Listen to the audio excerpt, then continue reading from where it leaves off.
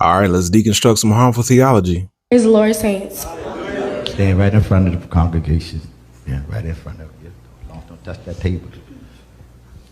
I want to apologize to everybody in here because I am pregnant. I'm sorry, y'all. What I see here are three of the top reasons people are leaving the church.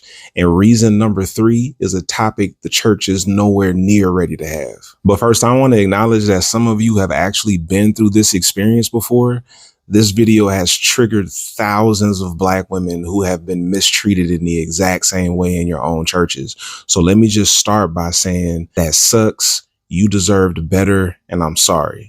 Now, here are 3 of the top reasons that people are leaving the church. Reason number 1, public shaming. Based on some of the online responses, a bunch of people think public shaming should be replaced with private shaming. A number of people have suggested that the church turn off the stream or handle it in the pastor's study. But the public part is only a small fraction of the problem. Shame is the heart of the issue. Did we not learn anything from the Scarlet Letter in grade school? Reason number 2 people are leaving the church: patriarchy. In my 40 years of living, I have only seen this happen to Black women in church, as if they got pregnant alone. And the church is in decline because in 2025, there aren't nearly as many women who are willing to accept this kind of mistreatment in any setting, let alone Sunday morning in a church. Reason number 3 people are leaving the church: purity culture. This is the conversation the church is nowhere near ready to have. There will be no opportunity to shame people for having sex if the church's sexual ethic wasn't rooted in shame.